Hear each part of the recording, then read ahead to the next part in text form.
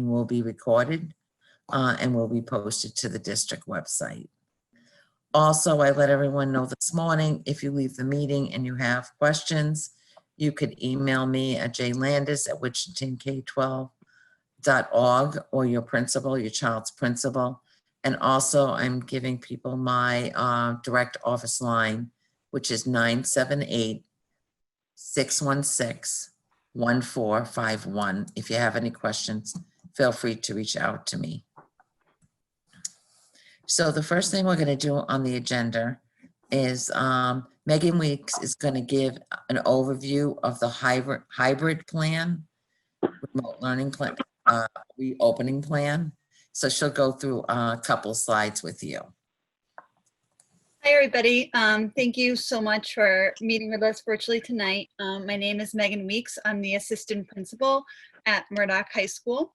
And together with our team, so we work together with a task force of about 70 administrators, teachers, cafeteria workers, custodians, parents, and students to really kind of put our brains together to develop a reopening hybrid plan that we thought would meet the needs of students for their educational needs, but also for their health and safety, which is honestly, it's our paramount concern, is that you are healthy, you are safe, and your children are healthy and safe. And that's the promise we give to you each and every day.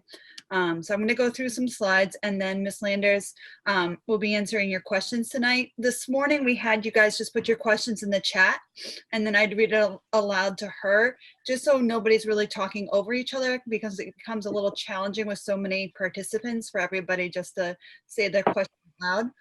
But Ms. Landers will answer all your questions tonight. So let me share my screen with you guys. Technology is always interesting. Let's see if I can get it up. There she is. Let's see. And this is the same slide deck that we presented to school committee last week. So if you saw that meeting, you may have seen this before. If this is your first time, then I'm happy to walk you through it. So right now, the district is focusing on this hybrid plan. The district of the Department of Elementary and Secondary Education has asked us to come up with 3 return to school plans: a remote, fully remote plan, a hybrid plan, which would include some remote learning, and then some face-to-face learning, and then a in-person plan as well. Right now, the district is focused on this hybrid plan as being our #1 option moving forward. In order to do that and really meet the needs of spacing within our schools, we broke your students up into really 5 different cohorts. What we're calling cohort A, that you guys will see in the next slide, is approximately half of the general ed student population. And this plan is K through 12. So this encompasses actually pre-K through 12. This encompasses our absolutely youngest students to our seniors in high school. What we're calling cohort B is the second 50% of the general ed students. Cohort C is broken down into C1 and C2. In C1, what we're calling cohort C1, are our all-room students, our students with really intensive needs that are going to need face-to-face instruction each and every day. Our cohort C2 would be our students who need to access some additionalized and specialized instruction and need that instruction on a more consistent basis. These would be your students on a special ed inclusion plan, any students that have English language learning needs, or just students of high needs that really just need that face-to-face time with their teacher. As Ms. Landers already indicated with you guys in the parent survey she sent out last week, we are offering, and this is statewide, it's not a Winchendon thing, it's a statewide parallel learning remote track, and that's cohort D. So if you do not wish to send your child to school this coming school year for any reason, no reason is needed to indicate your desire to get into cohort D, whether it's a health issue in your own home or your child has too much anxiety to return to school, we are offering a fully remote learning track for your student where he or she would not have to come into school at all. So just to show you how this works, it's not as complicated as it sounds, we hope, at least. This chart should break it down pretty nicely for you guys. So for those all room students that we said would be in school all day long, they will be. So on Monday, Tuesday, Thursday, and Friday, they will be in school for the full day. The rest of our students, even our cohort C2 students, will be in school for half a day, multiple times during the week. So on Mondays and Tuesdays, our cohort A students, as well as those C2 students, those students that need a little more special help, will be in school for the AM in person. And that AM in person is school dependent on your schedules. So for the high school and middle school, that'd be kind of like that 7 to 11:30 half day that we have. For the younger students, it would be your typical half day schedule that you have during the normal school year. Then those students would be dismissed, handed a to-go lunch, and be sent home. On Thursday and Friday, those cohort B students get that face-to-face instruction with their teachers. Cohort C2 is in those 4 days a week, but just for the half day, where that C1 is in for the full day. When the students return home, so example, on Mondays, cohort A returns home, gets off the bus. When they come back home, they're going to have remote synchronous instruction for cohort B. Okay. Cohort B will then get face-to-face instruction with their teacher via Zoom or another platform. So they will have live teacher instruction in the afternoon. Cohort A that was already in school for the AM of that day, they will, excuse me, Bless. they will be having independent work based on their face-to-face instruction earlier that day. And again, we're offering that fully remote track where if you don't want to send your child into school, they can stay home and access their instruction via that synchronous remote learning and independent work from their teachers from the safety of their home. You'll notice that Wednesdays don't have many students in person. And that's because we really felt the need for deep cleaning. So you notice cohort A is back to back. We did kind of think about what if we had them in on Mondays and Fridays. We wanted to have them in 2 days in a row and then have a deep cleaning day. So in case there is a COVID case within the school, that case would stay within that cohort A and not be transmitted to that cohort B. Also during Wednesdays, we're going to give our teachers time for some common planning time with their peers. Give them time to have remote conferences with all of you, give us time to have special education meetings, and then also they will continue to provide that synchronous remote learning with each cohort on Wednesdays. So Wednesday's not a day off from school for your children, it's just a day at home, learning from home for your children. Some questions came up like we've looked at different schedules where you'd have 1 week on and 1 week off. We felt this model was better because you would have that face-to-face with your teachers every single week instead of having some face-to-face and then being a week off and not seeing your teachers for an entire week. And we know it's not ideal. We know this is going to be hard with your schedules. It's hard with my schedule. I have 2 little guys at home too. But right now, based on our research and the work that the task force put together, this is the model that we're currently looking on to bring forward for the beginning of the school year. And so, Ms. Landers, any questions you guys have tonight? None are too small, and Ms. Landers will do her best to answer everything.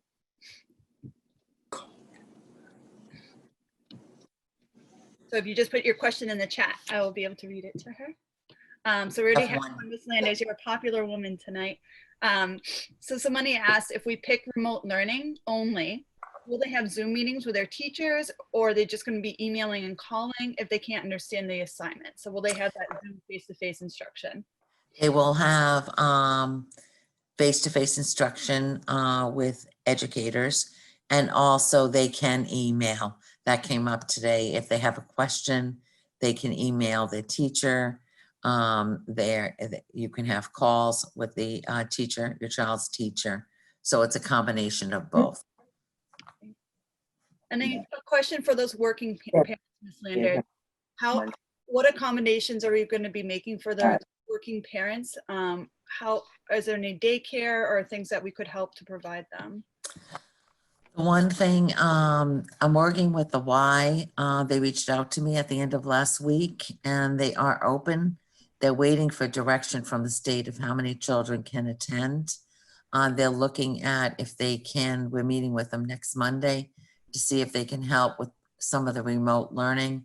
If a parent's at work, they can go to the Dawn. Y and complete the Mayor. assignments, but they're still Taking waiting. questions. Hurry up. They're under different regulations than we are from pre-K to K, pre-K to 12. So they're hoping to get more guidance by the end of this week. So I'll have more information for people. Thank you. And then a good question, which I meant to answer, if you have multiple children in the same school, can you request for them to be in the same cohort, and not just the same school? So we will put them in the same cohort, even if they're in different schools. So if you had a child at Toy Town and a child at even the high school, we want to make sure that your children are in the same cohort, so you can at least get your schedule rolling and off the ground. And if you have a situation where you're sharing care with a neighbor or a relative that also has children in Wichington, we will try, I can't promise, but we'll try our best to make sure that those children can be in the same cohort, no matter what school they are, so for childcare. I did receive some questions after our morning meeting, and I just wanted to let people know that. You should contact the building principal that your child will be in, or you can reach out to me directly. And when do you think parents may know about what cohort their child will be placed in, so they can begin planning? So we are preparing to put in our preliminary. We have to put in a report to DESE with our 3 plans that the district is looking at. And then the final plan that we're going to be using in district is due on August 10th. So very shortly after that. We are right now working on getting the buildings prepared for the students, the physical environment. We had to do some work at Memorial. We had to take up the rugs and install tile. We have a company that's with state money that's allowing us to do that so we can sanitize. We had to look at both elementary schools and look at purchasing desks again with COVID money from the state so that children wouldn't have to sit directly across from each other or wouldn't have to sit in with plexiglass because you have to shield children from each other when they're really close. So we're trying to make it as normal experience as we can. We are using the 6-foot spacing rule, and that will enable, and we're doing that from K up, that will enable the children during the day to be able to take their masks off if they're safe at their desk and they're not walking around. We also will have built-in mask breaks. As soon as we get everything in place, we will, I'm sure the principals, I know they have been working on those cohorts. So I would suggest if you have a special request, if you can send it to the building principal as soon as possible. Their parent asked, are they able to change their cohort mid-year? Let's say they start in A or B and the student wants to change to the fully remote cohort. Is that possible? So if they were doing the hybrid and then wanted to go fully remote, yes, you can, but we're putting a stipulation on that we would rather do it in quarters, different marking quarters, so there's not disruption to your learning. We're gonna, for anyone that is interested in remote, I'm gonna send out and post on the website an application, I'm calling it, but it's not really an application, you're entitled to it. But to officially apply, because we're trying to plan staffing for the fall, and we want that information. But yes, you can change. What the DESE doesn't want to happen is that children go back and forth by different remote to hybrid, remote to, so there's more consistency for them. Somebody then asked, just a little bit of clarification on what remote learning looks like. Is it like a Zoom for social purposes, or is there a platform? Like, what is this remote? Does it look the same way it looked in the spring? So it will be different from the way it looks in the spring. There'll be a lot more rigor, and we have been working on identifying different platforms for the students to use. I worked with the principals to be able, so we have the platforms in place for the students. There'll be Zoom meetings with the teachers. The expectations are much higher than they were in March. That was an emergency situation, and everyone in the state was trying to do the best they can. We have been preparing for this before school got out, dismissed. We have enough Chromebooks for all the children in the district. We've ordered a certain amount, and we thankfully had, with the help of Murdoch Trust and Robinson Broadhurst, our two educational foundations, have been able to purchase more devices for our children. I also sent out I'm sorry, someone's trying to get in. I got the doorbell. You have the doorbell? Okay. I also sent out, we sent out a phone survey. We want to make sure that if someone does not have internet access in their home, that every student has equal access to education. So we put in a grant with the state to purchase hotspots for the students. Or if your internet is not, sometimes it's not, it's weak access to meetings. So we have been doing that. So it will look different. We will very soon have the minutes in each subject, the expectations at each grade level. I know they're working on that. They have been working on the elementary level, and they're clarifying that tonight. So we'll get that out to parents right away, but it will look different. Students, whatever plan we're using, students, their attendance will be taken. There will be grading. Students will be graded. And even remote, will have daily attendance. So it'll be much more structured. So is there going to be a single teacher that's dedicated to remote learning, or is this something that's going to be shared amongst teachers? Someone else? So we're right now trying to find out how many parents are going to opt for remote, so that we have the right amount of staff under each plan, and then we'll be able to plan for that. So we're not really sure right now what that's going to look like. And also we have to see our staff members that for different reasons might ask to be remote or be in person. We're trying to keep our staff and our students, everyone safe.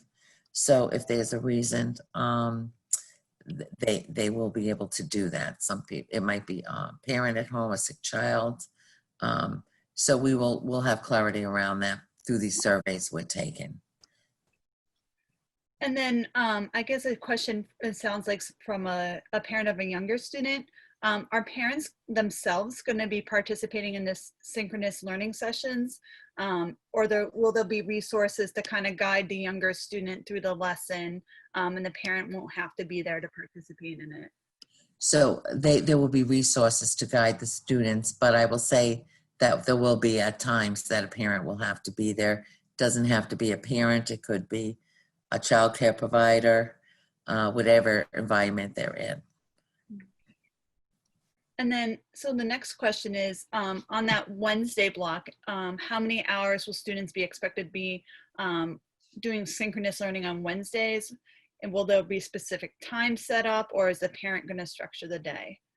Okay, so there'll be time set up. The reasons why the plan doesn't have any times included in it right now is we have to find out how many students will be returning to school, how many will be remote, the definite number, but also we have to work with our bus company because we have a 6 feet rule sitting on the bus.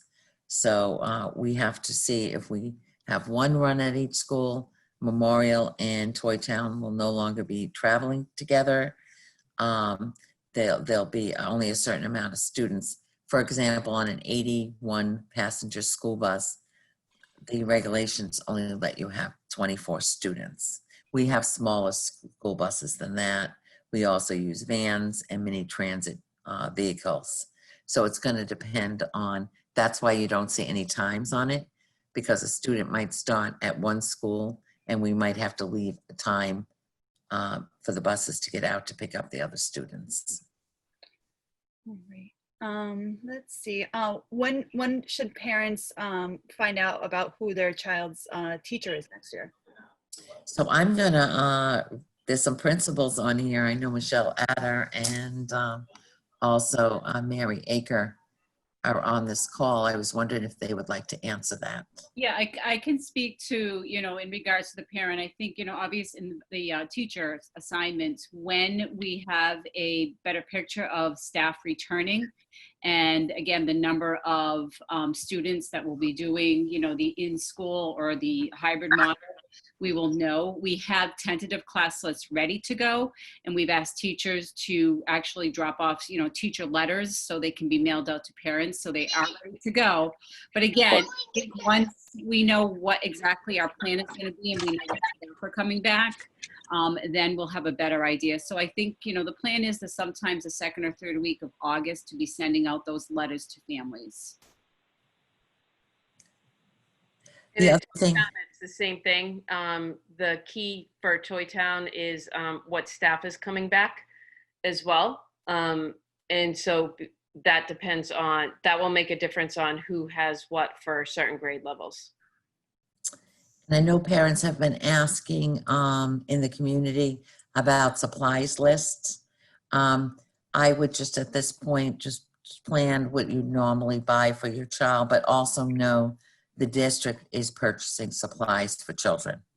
So we're going to have to make sure that children aren't sharing supplies in school, and we're using COVID funding to do that for children. Like even if someone drops a pencil on the floor, we're going to make sure that we have enough supplies to keep the students safe. Speaking of COVID money, Ms. Landers, will that COVID money be covering some bus monitors that have been discussed to assist the bus drivers in maintaining order on the bus? So if it's a COVID expense, it can be used for that, but I have to get that approved by the state. I will tell you that in order to ensure social distancing, we are looking at that. It's important when the children are on the bus. Children will have to wear masks on the bus, so that will be difficult if we don't have someone monitoring that. So we are looking at that. Someone asked, are the children who are on 504s, are IEPs automatically put in that cohort C2, or do they have to request that? So it would depend on each specific case. I would recommend that you reach out to the SPED director, Suzanne Michelle, because there might be a situation where a child is on a 504 and they would qualify for that. So I would recommend that you reach out to her by email, and she will respond right away to you. Awesome. Someone asked about the special classes, right? They're concerned about students not having art, music, or PE, especially PE when so many kids have just been doing online work. What will they be getting in regards to those type of classes? There has not been a definitive decision made on that. In fact, on Friday night, it happens every Friday night. If people have heard me say this before, the state released a guidance, and there's a lot of parameters around phys ed, art, music, what instruments, chorus outside. So we have to, as a leadership team, evaluate that and see what we can fit also in the schedules. So that has not been, nothing's been officially decided. Someone who has a child with asthma also asked about have any HVAC systems been installed to help the air within the schools themselves? So what we did was we purchased all new filters for the whole district, and we're changing out to MERV 13 is what they called, is the recommended filter to use in our systems. So people are coming to install them throughout the district. We're going to have to look at different situations within, with students and stuff if we need to do more for them. We also, one thing that I didn't discuss this morning, if it's really hot, the children return, like we have snow days, I'll be calling something for intensive heat because it would be very difficult if there was an air conditioner in the building to have children wearing masks during the day. So we're looking at all of that and taking it very seriously. If a child has a specific medical condition, I would recommend that you reach out directly to me or to your building principal as soon as you can to make sure we have all the accommodations in place. All right. A parent asked, if a child can't attend a scheduled Zoom meeting due to childcare issues, what will happen? Will they be recorded for later viewing? How does the student get access to that remote learning if they don't attend the session or are not able to? Michelle, could you answer that? Because I know there's still discussions on that. Right, just so there has been discussion on that. I think it's for, the elementary levels, with Mary as well. I think, in regards to Zoom sessions, they will be, obviously for elementary students, we don't expect elementary students to be on a Zoom session for 2.5 hours in the afternoon. So there will be structure. The teachers, as part of that planning day on Wednesday, the teachers will structure lesson as well as activities to do as follow-up with those lessons. So again, there's discussions on whether or not we can record those, so a parent can watch those at a later time, with their child. So with these 3 plans that we have to speak with the teachers union and the other unions because it's a change in working condition. That's not just Wichita, that's all over the country actually. So we will have to see if people feel comfortable with that. But again, we'll have to make accommodations. But that's why I was hesitating. We have to make sure that everyone's part of the process. Sorry to interrupt. I attended late. What did I miss? A few things. We'll circle back to some of the questions that were answered already. If you can put your individual questions in the chat, I'm just moderating for Ms. Landers and asking them aloud. There was a part of it, we're going to circle back to the hybrid model towards the end of it. So anybody who hopped on late will make sure that you guys get to see the PowerPoint as well. Thank you. So sorry. No worries. No, not a problem. And it's also being recorded, the meeting, and it will be posted on the website.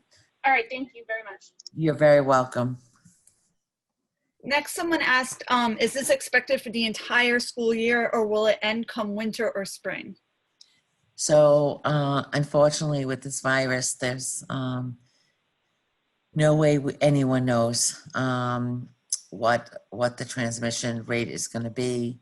We're watching, everyone is in the state, the metrics. I mean, we could be asked to go remote at any time like we were asked this year. So that's why we're planning 3 models. So I couldn't give anyone a definitive plan. If things are going well and there's a low transmission rate, and then you'll see more time in school. But it really depends on the virus and how the community's doing. There's a lot of studies being done around children. It doesn't seem to affect children, I'll say, as much. But if it affects one child, it's a lot from where we're looking through that lens. But one study they recently did, it was children 10 and above. So we're watching all the stuff that's coming out from the doctors. I'm working with the health department in town. He actually went over and taught a school with us the other day. So it's fluid. The reason why we have Chromebooks for all the children, we're also getting a way to transport them. We have to make sure we can find out at 5 o'clock at night and the children have left and the staff have left. We want to make sure everyone has the tools they need and the plans are in place so we can switch when we have to. So it's really the virus. It depends on the virus and how everyone is doing. Ms. Leanders, do you know when the school calendar will be available?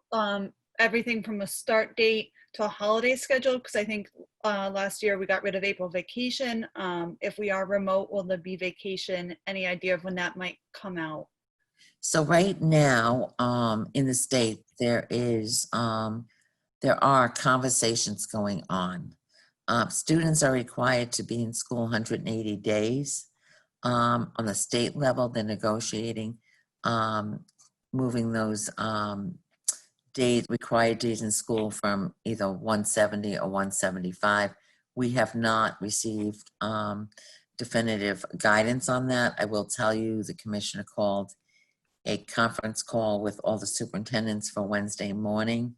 So we will adjust the calendar to be able to accommodate that.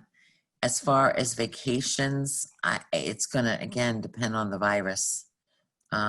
Where we might have a on the calendar scheduled vacation, but if, just like this year, where there's more planning this year, there'll be less surprises, but we're waiting for guidance because the regulations say that students have to be in school 180 days. Other people have asked about state testing and stuff. Again, they're watching that very closely, and that will be a state level decision. Right now, our concern is trying to keep everyone healthy and make sure we have solid plans to educate the students. I know it's very frustrating with the lack of information, and also with all the what a family has to worry about with their children, the babysitting and stuff. If you're having a real hard time at any time, please feel free to reach out. But it's fluid. We have to, it will depend on the spread and transmission. Somebody asked, is there any concern for Troy Town not having AC and the kids in masks? But I think you covered that with saying you're gonna look at some heat days if need be. Yes. Is there guidance on what to do if someone is diagnosed with COVID in the school? Does the whole Yes. quarantine, siblings, family members, staff, how does that work? So there is guidance. The state came out with guidance. If a student is, if a student goes to school and becomes ill, for instance, we not only will have a nursing office, but we'll have a medical waiting office in case a student has to be sent home. We would, if a student is exposed in the community and parents find out that the student has been in contact with someone with COVID, we're asking parents and guardians to notify us right away so that we make sure that the students that come in contact with the other student, their families would be notified right away. There is strict quarantine guidance for both staff and students. The document's about 28 pages long, so we're going to have a diagram for the families. If a class, that's why we're limiting movement within the school, because we want to make sure that students aren't transitioning more than they need to and that we're not mixing cohorts. So every class will have a seating plan and attendance will be taken. So if we have to notify parents right away, and that is the same on the bus. They will be keeping seating plans. The bus drivers, the two companies we use, they aren't having their staff members get tested temperatures and checked every morning. We're not doing that in the school because there's been rates of false positive and false negative temperatures. So the state does not want us to do that, but to ask parents to monitor their child's health really closely from home. If your child's not feeling well, it's important that they stay home. How, speaking of that, actually, nice segue, Ms. Landers. It's almost like you knew this question was coming. How will attendance be tracked specific to the in-person learning days, or will it be tracked at home as well? So are they tracking at school, at home, both, or neither? I'm sorry, I just received a text from a community member, so I'm sorry, I apologize for that. Attendance, is it tracked just in school or at during home synchronous learning? Yes, it's tracked both at home and at school. All right. Absolutely. Let's see. If a child, him or herself, needs to self-quarantine for 2 weeks because they may have come into contact with someone who has COVID in the community, could they switch over to remote learning from home so they don't have too many? Absolutely. Absolutely. For the deep cleaning on Wednesdays, obviously this is very important, but have we taken kind of a deep look into what cleaning supplies we're using to make sure nothing's toxic, and will there be air quality checks in the buildings? So as far as the cleaning in the buildings, we actually in March reached out and we are buying our supplies from a different vendor this year. The third truck was delivered today with supplies.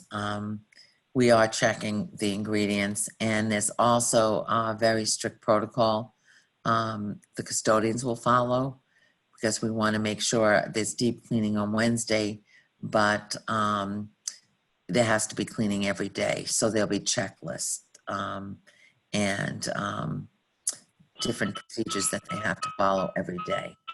And we are coming out with a document for all the parents and our staff, which shows everything that we have in place for whether it be transportation, food services, cleaning, facilities, and air quality. Once we get the filters changed, I want to have the air tested in the building to make sure that it is appropriate. We will have to change out the filters every 3 times a year. It's not just a one-time thing. So we've bought supplies for that so that we're constantly looking at the air and the ventilation in the building. Will there be frequent parent-teacher remote conferences to make sure the kiddos are on track with remote learning? And then our report card's going to stay on a normal schedule? What's happening with that, conferences and grading? Okay, and then once we get set up with the cohorts and all the things we've been discussing, we will look at that. There was conversation about the different types of report card we're using at the elementary, more standard base. We will be, the children will be, we have to address all the standards. During the emergency shutdown, that wasn't the case. So we'll be looking at grading. There will be grading, there will be credits, but we'll be looking at that, and we'll cut the principals, the leadership team will come up with a conference schedule so that parents, but I encourage anyone that has concerns, whether it's day 1, day 5, 30 days into the school year, to please reach out to your teachers right away. If you have concern now, you can contact the principal. It has to be ongoing communication. It's not just during the conferences, especially during this time, because we want to make sure students are staying on track, but we also, worry about students have been isolated for a long time from other children. We want to make sure their social and emotional development, we're addressing that. Just a quick logistical question. Someone has a child that's going from middle to high school. Do they keep the same Chromebook or do they get a new one? That's a good question. Someone called me today. So we're going to, if you have a Chromebook at home now, I know some parents, they collected from them. We'll have to do an inventory. If you want to get a new Chromebook, you can turn that into central office and it will be distributed at the beginning of the year. But I know that some middle school students might have the Chromebooks right now for certain reasons. Here's a question I can answer that Mr. King answered earlier today about students who are working. A lot of times during the spring remote learning, students kept full-time jobs during the day and did most of their work at night. The difference between that type of remote learning and what we're looking at in the fall is that those days did not count as school days in the spring.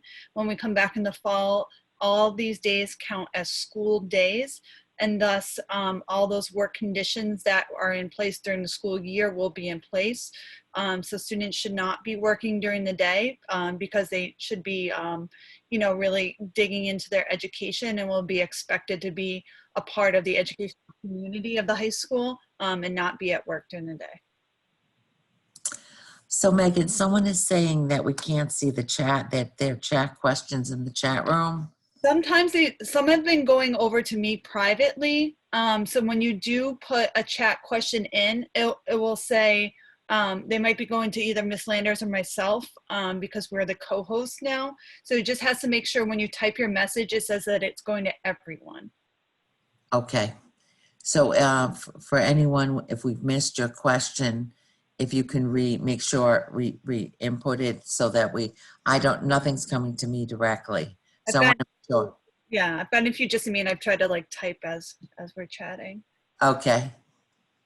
What about, Not looking at the questions, I apologize. I'm toggling, I'm multitasking tonight. What about kiddos who struggle with online work? Will paperwork be an option? Yes, it will be. We were asked that at the end of the year. Certain parents had requested that during the year, and I was able to, because I was working at central office. The teachers and the principals were great. They email the work over to me and they could be picked up. But yes, we will accommodate that. We have to. If a teacher tests positive, are there substitutes in place? Do we have plans in place if a teacher needs to go out? So right now we do not have substitutes in place because, as you can imagine, there's going to be a lot of training. So we will get a pool of substitutes and make sure they're trained, because they have to follow the safety protocol in the school environment. So I'm hoping, this is a shout out to retired teachers in our community, our educators that would like to substitute. We to definitely get in touch with my office, but we will have to provide pretty intense training for both our staff that are full-time, but also any substitutes we bring into the building. A parent that's concerned with some of the layoffs that we had earlier this year, will we be ready to reopen with the rehiring and training of teachers? So right now I'm working with the town. We did have layoffs, and as everyone in the community knows, and I met with some of the town manager and some of the board chairs last week. I am putting together 2 draft budget proposals. The state still has not released any financial information to school departments, and I need to have that submitted next week so they know exactly what we need to open school. Town meeting is the end of August. I would say that school isn't opening as planned in August because of most schools will not be, because of all the planning that needs to take place. So that is something I'm in discussion with our school committee and the town and anyone at the state that will listen to me. What about children who may have a one-to-one aide? Is that still going to be an option? Yes. Great. Someone was questioning the cleaning. Deep cleaning is Wednesday, but the building will be cleaned daily. Every day. Children with IEPs who struggled with remote learning in the fall, are we going to be putting measures into place to better support their needs? So I would, the answer to that in general is yes, but I would encourage parents to reach out and reconvene your child's IEP meeting to make sure that the accommodations are in place when the year starts for your child. What about social emotional health? Are we going to be doing anything to help support our students when they return to school? We are. It's a major focus for us, for our children. I'll give an example. At the younger grades, they're going to have social stories for the children. It's going to be a big transition for them. The children being out of school from March to June is like a grieving process for them, and getting acclimated to school or this other way of doing business. So yes, we will. I am putting in a grant that we will most likely get to hire a social worker that can oversee all that, because it's really going to be important as we make these transitions, especially if we have to change between different plans for students, because it's very confusing. And we have a lot of children that, older children we talked about, who have a lot of anxiety about returning to school. So we will have staff that will work with them. What about Murdoch Academy? Will those students be coming back in? Yes, but again, it will be on 2 different schedules to make sure we don't have more than, we have enough space to 6-foot distance, and make sure that we have a small group in a location. The academy has a large room, a medium-sized room, and a smaller room. So we actually have measured all the rooms in the district. There was a metrics we had to go by.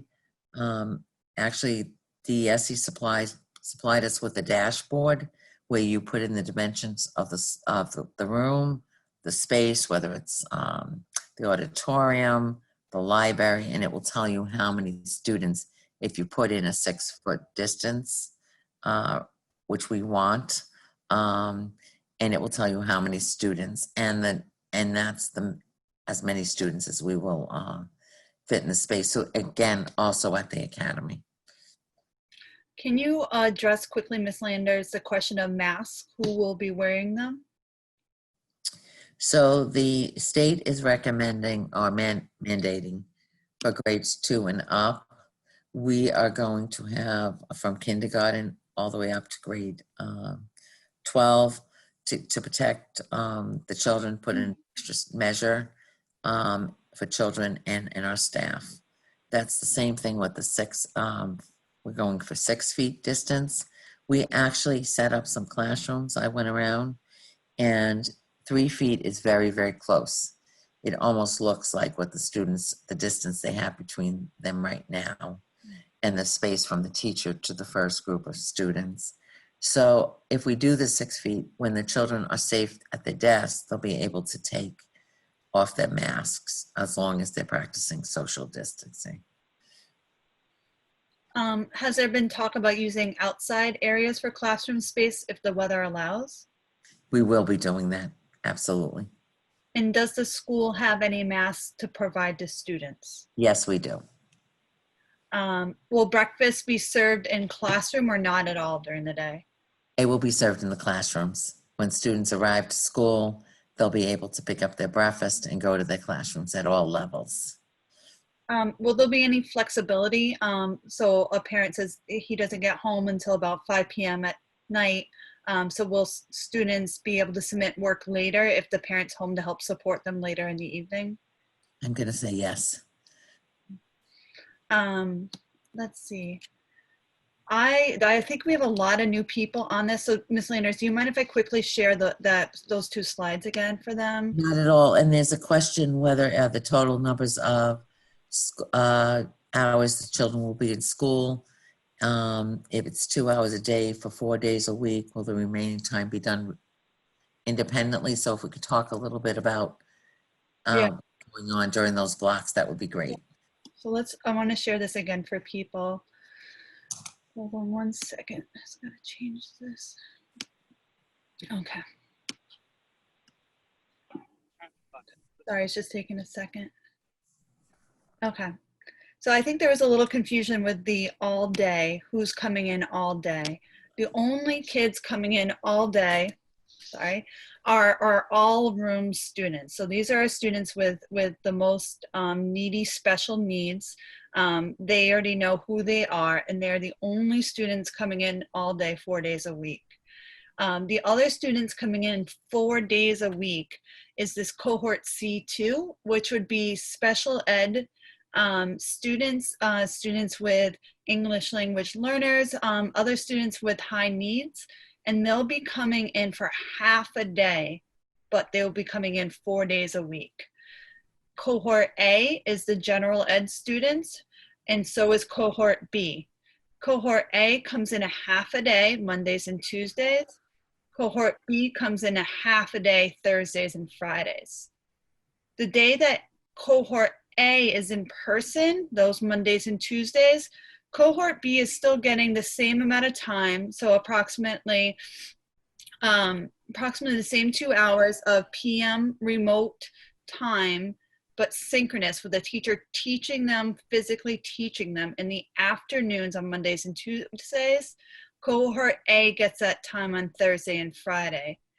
And then on the days when you are in school, so cohort A is in person on Mondays and Tuesdays, they'll be expected to go home that afternoon and take what they learned in the classroom and do independent work.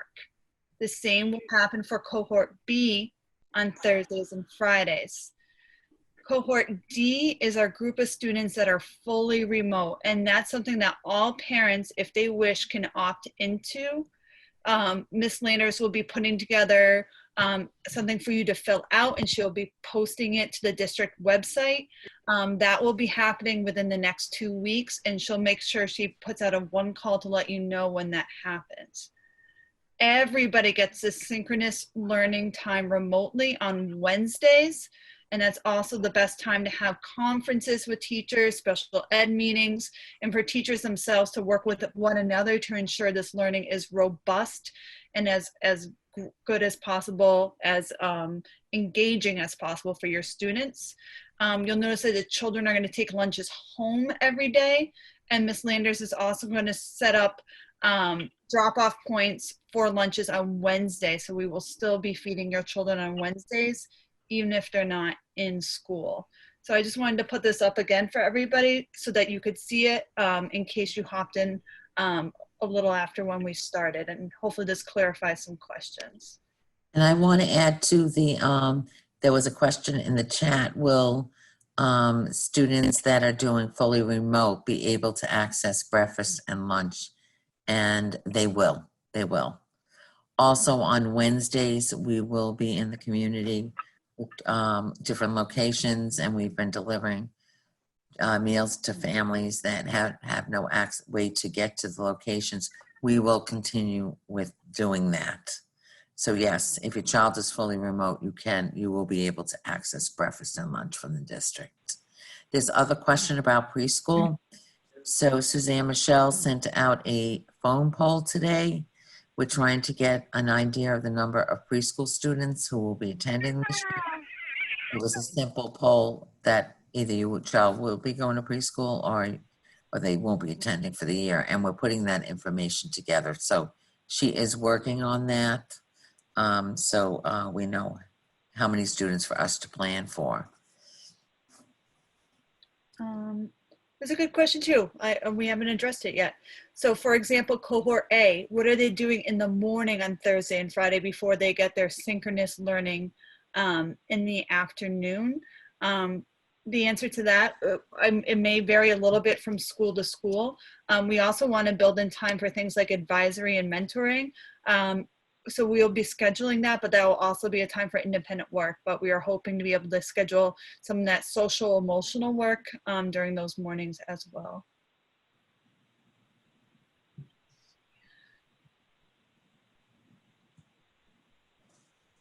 You don't pause the loves the game, love being around the students. What if synchronous learning and online learning did not work for your family during the spring? Is there any other option? I'm sorry, Megan, I can only hear half of your Yeah. statement. I apologize. What if synchronous learning hasn't been conducive to your child's learning style? What else can be done? In that situation, I would say to reach out to your child's school right away to address that. As we know, all children have different learning styles and different needs, and we will try our best to accommodate as much as we can. If that wasn't a good option for that student, I would suggest they reach out to the school right away. We're all here working in district, and the more we can address your concerns before school starts, the better. There is a question, is the hybrid model, the model where it's definitely going to be hybrid or not? So we have to submit 3 preliminary plans to the state on Friday. And we have to give our preferred model. And then on August 10th, we have to let, the school committee will take a vote before then on what model. I will tell you, we're looking at,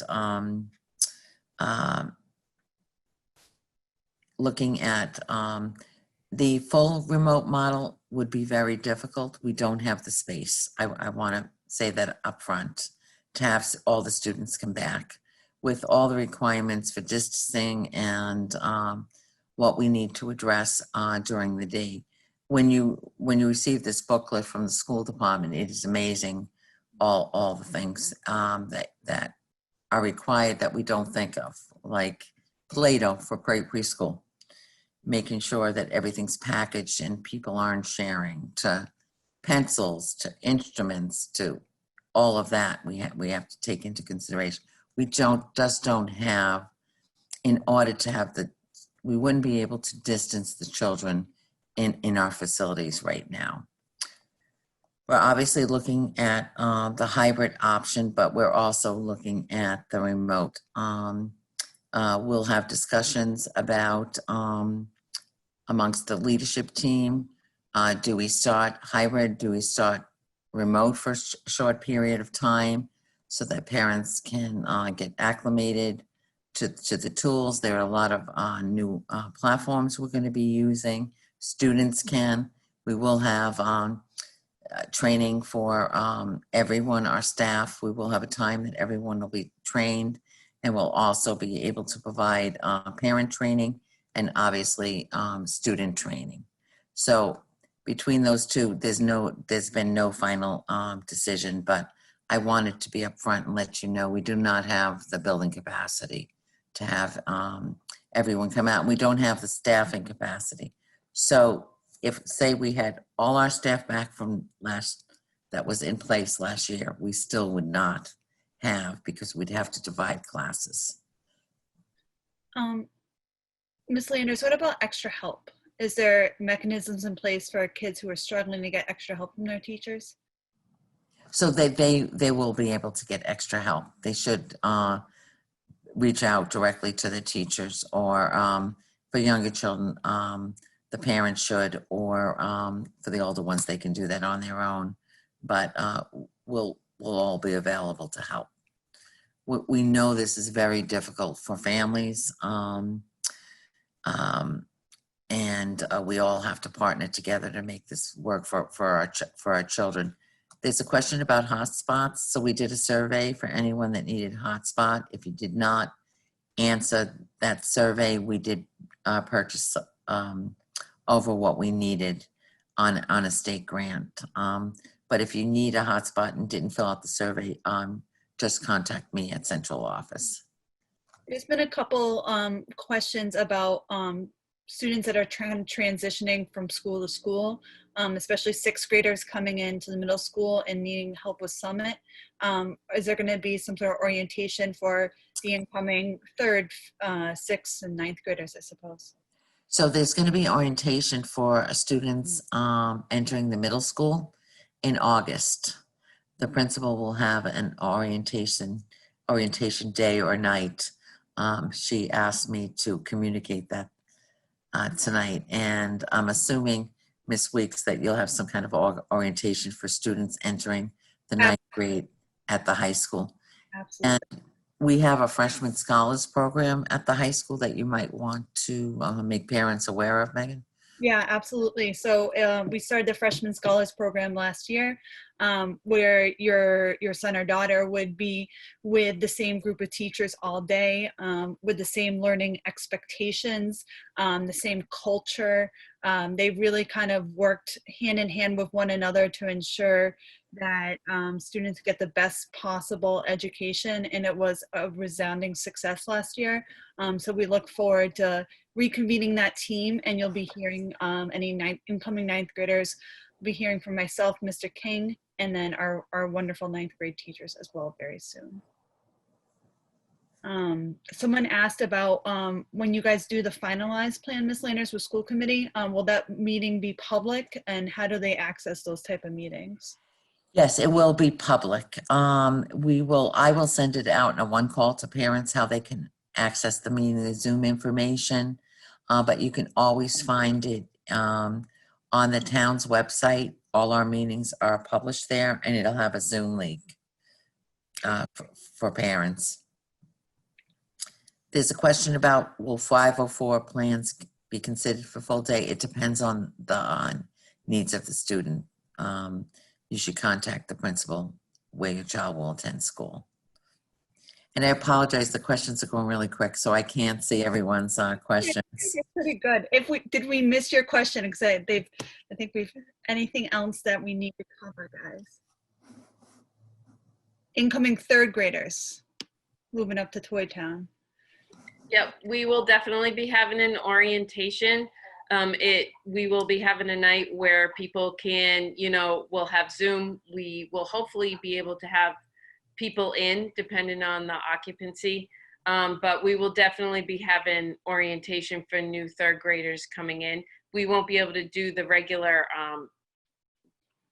barbecue that we normally do, but we will definitely be having a Zoom type of night. And hopefully we will be able to have some type of, activity depending on the number of people. There's a question about have teachers been surveyed? They are being surveyed right now by the Widgeon Teachers Association. So they are being surveyed. Let me see. Do we have a deadline for that cohort D we've been speaking of? Yeah, I just saw that. So I'm gonna post the application by the end of the week, and as long as it's ahead of a week or two before, we'll give parent time to discuss that. But if you know that you're looking towards, if that's your decision for your children, I would appreciate if you were able to provide us with that information sooner than later. I know this is a big decision for families, though. What about the start of school? I think we covered it at the start of the meeting, but you said you'll be speaking with school committee shortly about the start of school. So it's not only that, we're waiting for, I feel like a broken record waiting for guidance from the state on that, but they're trying to reduce the number of students' days in school that can provide the appropriate training that everyone needs to be for this to be successful. So I have a conference call with the commissioner everyone does, on Wednesday, so I hope to get more guidance. I would suggest that you check the district website pretty frequently, because this recording will be posted on there, this morning's recording, and any new information that I have to get out quickly, I'm having it posted to the homepage. Someone is asking about a 504 plan. He qualifies.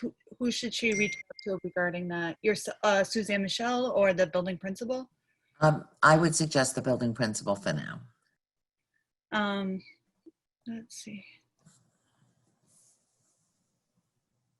I believe that's almost it. Somebody was asking about the current situation with Black Lives Matter, but I don't know if that's something we're talking about tonight. So if you You want- use this all year. I thought you had already done that. I'm sorry, I missed the, Someone was talking just about racial equality and our stance on that, but if you wanted to talk about that, but I think that's the last question that we haven't answered. we will be addressing that and having a separate meeting on that topic and making sure we're addressing it in our schools. Absolutely. I just, people are texting from the community. one of my favorite neighboring superintendents has just notified me that they did agree to a 170-day school year to provide training for staff. And also the learning timeline, and the hours have been reduced for time on learning also. So I appreciate that. My colleague is just texting me that, so I'm sorry. So I'm getting distracted by, I want to make sure that everyone's questions were answered, because I was getting some texts that they were blocked. So we didn't answer your question, if you could let us know, and we'll go back. Questions. Jim, I think we touched on that right at the beginning. If you want to circle back to that, Ms. Lynn. About electives? Yeah. Right now, we received that guidance on Friday night. We have to pull about that guidance to see how it works into our schedule. There's a lot of safety precautions we have to do because of sharing of instruments, supplies. So we will have that answer at a future meeting for people. Someone asked about times for AM sessions and afternoon. The AM sessions will be the half-day schedule that your child normally uses at school. PM sessions, we have to work that out with the union, and also just give your child some time to get home. So give your child some time to get home, and then the PM sessions would probably do the second of the half-day. So just the last 3 hours of the school day. Let's see. We don't know yet who's in cohort A and B, but we'll get you guys that information soon. And the hours on learning for elementary are 8:50, and the secondary is at 9:35. They were, the secondary schools were 990, and elementary were 900. This is right hot off the press, through an email. The winning numbers. You got a lot of thank yous, Ms. Landers, by the way, in the last minute or two. Thank you, and I'll continue to have meetings, offer meetings for parents. We will take everything in this chat room and put it in a question and answer document, so that everyone, if there were different questions in the AM meeting and then this one, so that everyone will communicate all the information to you, but the recordings will also be up. Great. So are we all set? I think we got most of them. Thank you, everyone. I really appreciate, and I know, I want you to know, we know this is a difficult time for everyone. And Do you mind if I just put in your chat your phone number one more time in case people have questions? sure, Let's see. it's 978-616-1451. I almost forgot it for a minute. 5-1. There we go. So Thank you, everyone. Thanks for coming tonight. have a great evening, guys. Thank you so much. Take care.